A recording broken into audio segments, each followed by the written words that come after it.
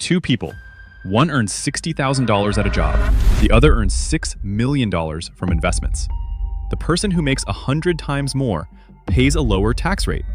Not through fraud, not through some secret offshore trick, just through the way the system is built.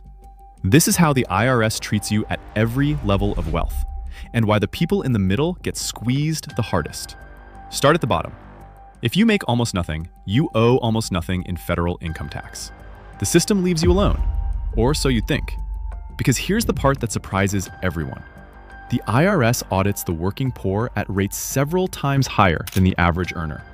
People who claim the Earned Income Tax Credit, a benefit for low-wage families, get examined far more often than you'd expect. Why? Because those audits are cheap. They're automated letters, not investigations. It was never about how much you owe. It's about how easy you are to check. Now the working middle. This is where the system grips the hardest, and almost nobody notices. When you earn a paycheck, your employer reports every single dollar to the IRS before the money ever reaches you. Your taxes are pulled out automatically, at the source. You pay first, you see what's left second. You can't delay it, you can't deduct your rent, your groceries, your commute. You can't decide to take your income next year instead. The most honest taxpayer in America, the one who reports everything because everything is already reported for them, is also the most trapped. Climb higher. The doctor, the lawyer, $400,000 a year. Surely this is where the rich begin.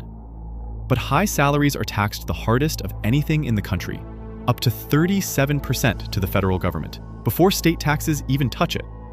You feel wealthy, the tax code treats you like a workhorse. Because no matter how big the number gets, you still earn the one thing taxed at the very top rate: a paycheck. Earning more money by working harder is the most heavily taxed path there is. But the people standing above you, they stopped earning paychecks a long time ago. Something changes here. When you own a business, your income stops being a fixed number and starts becoming a choice. You subtract your expenses first, and you're taxed on what's left. You decide when to take your profit and when to reinvest. And the tax code hands business owners a deduction of 20% on their business income, a break a salaried worker will never see. For the first time on this staircase, you're not taxed on what you make. You're taxed on what remains after everything you can subtract. Now the truly wealthy, $10 million, $50 million. And here, income becomes optional.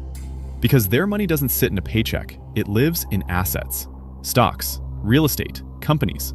And assets aren't taxed when they grow, only when you sell them. So they don't sell. Instead, they borrow against what they own. A loan isn't income, so a loan isn't taxed.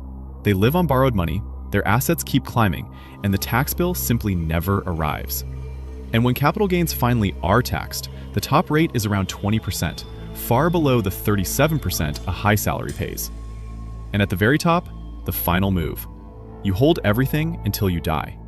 Because when your assets pass to your heirs, the law resets their value to the present day. Decades of growth, gains that were never once taxed, wiped clean, erased at death. Investigations into the richest Americans have found some of them pay a true tax rate of just a few percent, measured against how fast their fortunes actually grow. Read that again. The nurse pays more than the billionaire. Payoff. It's a valley. So stop picturing the tax system as a ladder, where the higher you climb, the more you pay. Picture it as a valley. At the very bottom, there's little to take. At the very top, income is optional, and the gains vanish. And right in the middle, the nurse, the teacher, the engineer, the small business worker, where the system presses down with its full weight. The IRS doesn't chase wealth. It chases what it can see. And nothing on earth is easier to see than the money taken out of your check before it ever reaches your hands.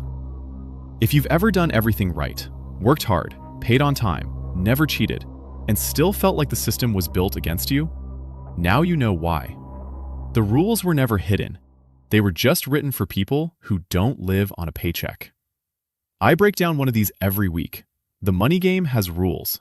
Learn them, and it stops feeling rigged. Subscribe.